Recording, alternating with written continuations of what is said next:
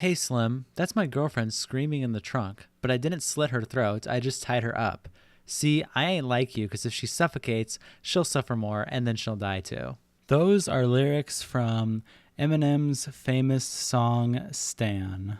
And although stans were a thing before this song came out, this really popularized the term stan from just kind of a thing to like more of a mainstream definition of the type of person. In the song Stan, this guy, his name is Stan in the song, he's writing Slim, he's writing Eminem, and he's not getting a response, and he gets angrier and angrier that he's not responding, and he's basically going crazy, and he becomes crazy obsessive with Slim Shady, to the point that because Slim hasn't replied to him, he runs his girlfriend off a bridge along with himself, killing both of them. And this had been the definition for Stan for a while now. This was really what people meant when they said Stan. But recently, over the past probably maybe even 5 to 10 years, this definition has changed to be a lot more lighthearted. I guess it's a lot more lighthearted. And we're going to be talking about a little story that's been happening recently regarding stans and their definition and how people view them. Recently online, I feel like a lot of you know about this, but online, a big kind of discussion has been happening between different creators about how stans are either toxic or how they're not toxic or whatever. And so this content creator, Josh, he kind of dropped this big-ass Twitter thread basically saying, stans are bad and you should feel bad. He kind of said, they're toxic. They obviously are mentally deranged. All sorts of stuff, comments about stans. And while I agree with most of the sentiment of kind of what he's implying, that there is definitely a level of toxicity that someone can reach towards a content creator, I can definitely say that there is maybe some problems with stan culture, definitively. And in the tweet, he kind of calls out, Dream. He doesn't really call him out, but he says like fan bases such as Dream in his tweet. He says the fan bases such as Dream are toxic. And Dream kind of replies in a really classy way by just simply saying, "You're an idiot." I don't think he said anything else to that conversation after that. He didn't reply anymore to that thread. And it was a little bit AIDS. I was kind of disappointed. I thought that there was actually going to be a discussion, but I guess Dream didn't want that. And so let me get into what I think of stans personally. Let's talk about what I think of this. And let me start by clarifying, I know the argument that the definition of stan has changed over time. That argument is not new. A lot of people have said that. But I don't think that that's a fair argument. As I kind of introduced this video, the definition of stan has been around for decades now. I mean, it's been a thing. Elvis even had stans. A lot of older musicians and creators and artists and shit like that had stans. But recently, for maybe the past, I would say maybe just 5 years, maybe just the past 5 years, the definition has shifted, where now it means more of just kind of a super fan or someone who just really likes you. Someone who just really likes you. Maybe someone who just follows you like your concerts. Like, let's say, a super fan of an artist. Maybe they go to like 50 of their concerts if they have hundreds and hundreds of them. They go to 50 of their concerts. That's pretty super fan like. They're not stalker crazy obsessive, but they definitely enjoy that person's concerts and enjoy their content. For an online creator like a Dream, maybe a Dream super fan is someone who, watches his videos on Premiere, interacts with him on Twitter, whatever. Like, they're a super fan. There's nothing toxic or wrong with that. But that now means that you're a stan. If you just simply like keep up with his content and enjoy it, in today's definition, that means that you are a stan of his content. Which, to be honest with you, I think is like completely ridiculous, especially based on how extreme the definition of stan was before. And obviously, maybe it's a little ironic, like, oh my God, I stan Dream, like, and you're just kind of being ironic.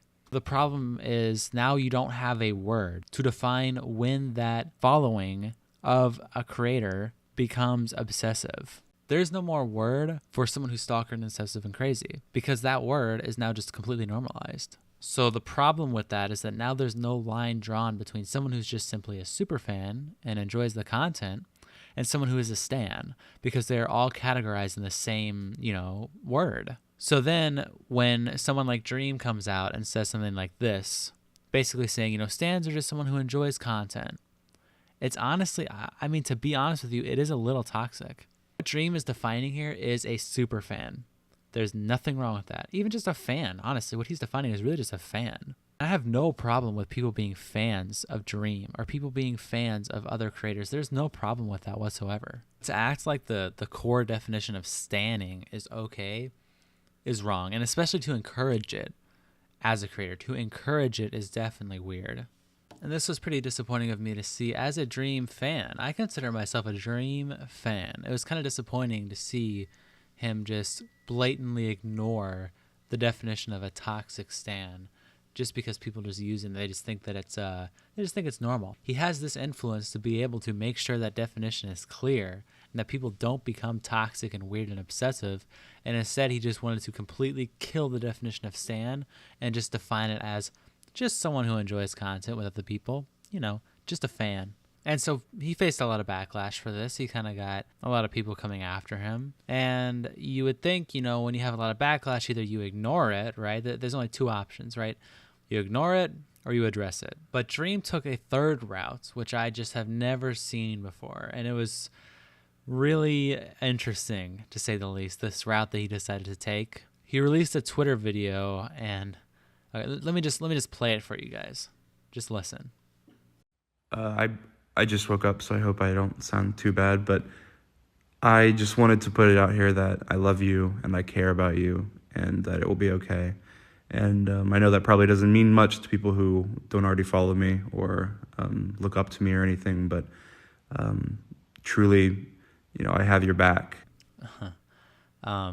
Okay, so already this is a little bit weird. I don't know what he's trying to convey here because this dude is a multi-million sub YouTuber with hundreds of thousands of followers on his Twitter, hundreds of thousands of people who view him on his live streams. I don't know why he's trying to play the role of someone who acts like they know his fans personally and as if he loves them and he's there for them. It would be one thing, if he was like, my content is always going to be here. You can always watch my content. I know it helps a lot of you guys. And, if you need something to watch, I'm here. I pump out content for you guys. I live stream. I'm here for you. I got you. I got you guys. You can watch my content all you want. But that's not what he's saying. He's acting like he's their father figure. He's coming here like, I love you guys. I care for you guys. And I know that, your father might not be the best, but I am. I am here and I love you. What the fuck, dude? And so I watched that and I legitimately just cringed. I just could not even take hearing that. But listen, hold on a second. It's not even over yet. That's just part of the clip. And my heart goes out to all people of color that follow me and that don't, and everybody who's been a victim of racism or discrimination or just horrible injustices.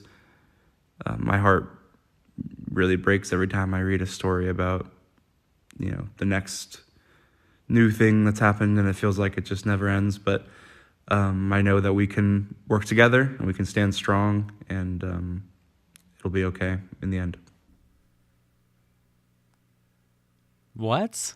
Somehow he just said the most generic, basic statement about people of color. Just the most pandered, basic, simple statement. Not going into any specifics, not even anything. Just, I see injustices happening, and I really think that they're kind of pretty bad. This just in, guys. I do not like injustice. I like people of color, and I like justice for people of color. And it makes me sad that there are injustices in the world. Why is this guy acting like he's MLK? What is this? He's like, I love you and I'm here for you. What is going on, bro? So he immediately dropped this after facing his criticism and backlash for what he said about Josh and stans and everything like that. And honestly, yeah, like I said, I was pretty disappointed. At this point, really, there's no going back. I mean, this is out there like that.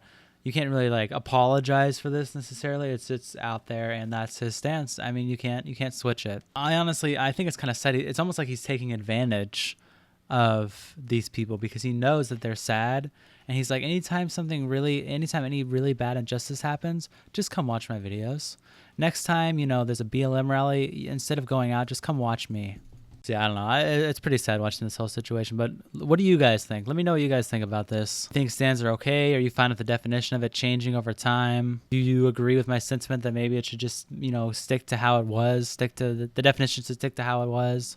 And if you enjoyed this video and enjoyed my takes, don't be afraid to drop a like. And if you're new around here, you can subscribe. You can always change your mind. And thanks everybody for watching. Peace out.